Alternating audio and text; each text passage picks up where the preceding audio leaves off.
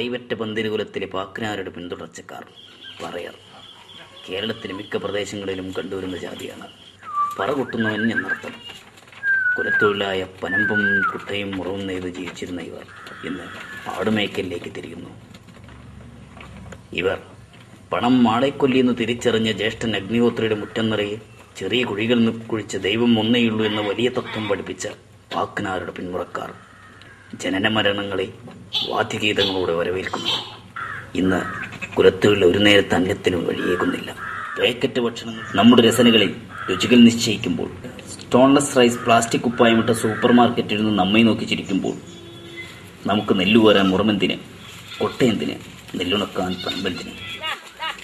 ഭക്ഷണകാര്യത്തിൽ രുചികളും രീതികളും മാറുമ്പോൾ ജീവിക്കാൻ പുതിയ ഇടം തേടുന്ന ഇവർ ആടുമേക്കലിലേക്ക് തിരിയുന്നു. ആട്ടിറച്ചിക്ക് നല്ല ഡിമാൻഡുണ്ട്. എങ്കിലും കുലത്തൊഴിൽ ഉപേക്ഷിക്കാനാവുന്നില്ല. നാമക്കന്നിൽ നിന്ന് ബ്രോയിലർ ചിക്കൻ വരുന്നത് പോലെ ബ്രോയിലർ മട്ടൻ കൂടി തുടങ്ങിയാൽ പിന്നെ ഈ വിളക്കടയും. നാളത്തെ സൂര്യോദയം ഉണ്ടാകുമോ ഇവർക്ക്?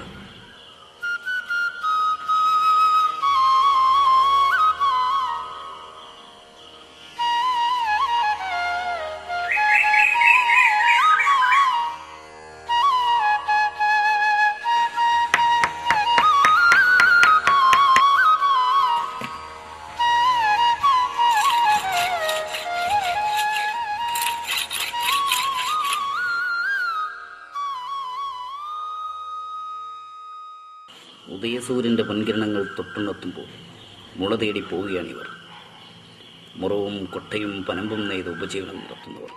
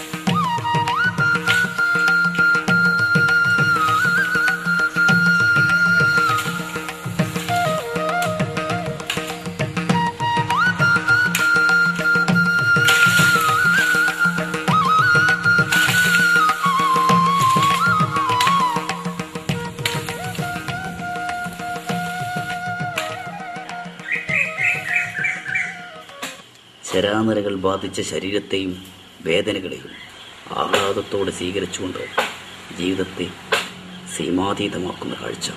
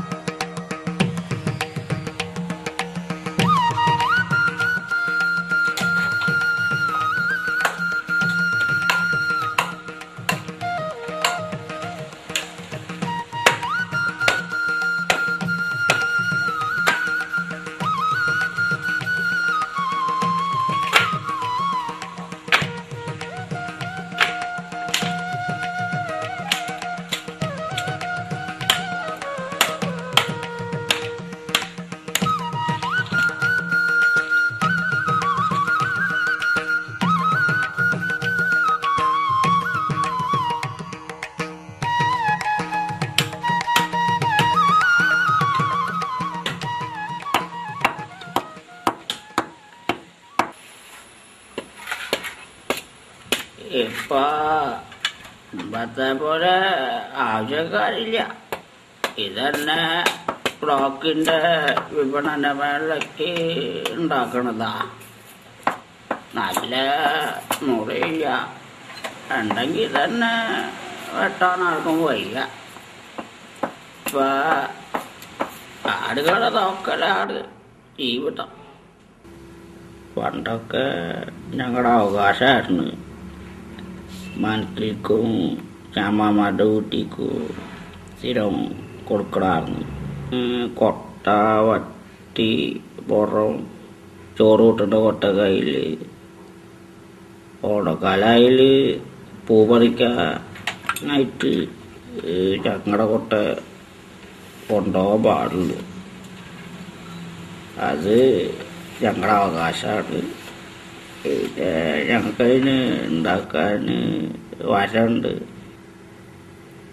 ഇതൊക്കെ ഉണ്ടാക്കി ചെന്നാൽ വയറടിച്ച് കഞ്ഞി ചക്കപ്പേരിയോ ഒക്കെ കിട്ടും. പിന്നെ നെല്ല്, നാളികേരം ഒക്കെ കിട്ടും. ഇപ്പോൾ അതൊക്കെ ആർക്ക് വേണം? പണ്ടൊക്കെ നെല്ലുണക്കാൻ പറമ്പ്, മരം, വട്ടി, ചോറ് കൊട്ടണ കൊട്ടക്കയിൽ ഇതൊക്കെ ഞങ്ങളുണ്ടാക്കിയിരുന്നത്. ഇപ്പോൾ ഒക്കെ പ്ലാസ്റ്റിക്കായില്ലേ. അങ്ങനെ പോയൊക്കെ ഇപ്പം ആർക്കും വേണ്ട, കുട്ടികൾക്കും വേണ്ട. ഇപ്പോൾ പഠിപ്പും ജോലിയൊക്കെ ആയില്ലേ. ഞങ്ങളുടെ കാലം കഴിഞ്ഞാൽ ഇതൊക്കെ കഴിഞ്ഞു. ഇന്നിപ്പോൾ അതല്ലല്ലോ. ഇപ്പോഴത്തെ ചെക്കന്മാർക്ക് ഒന്നും അറിയില്ല. അടുക്കള നോക്കലാണ് ജീവിതം.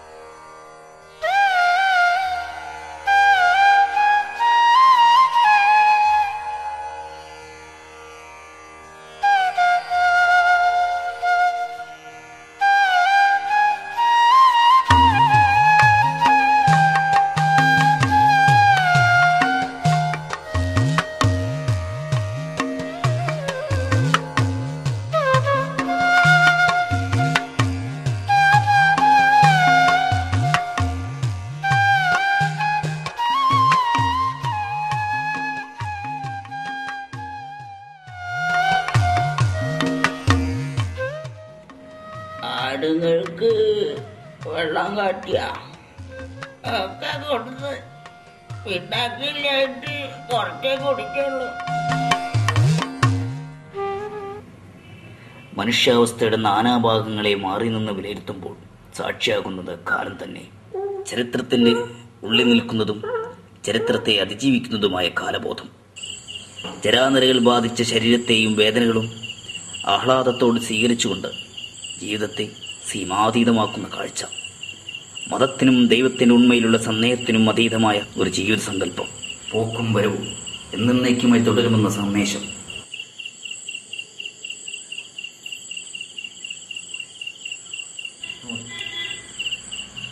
അന്തമില്ലാതെനിക്കു ചുറ്റുമായ അന്ധകാരം പരക്കവേ, വിണ്ണിൽ നിന്നുമേ മൺകുടിലിൽ നീ വന്നു ചേരൂ വെളിച്ചമേ.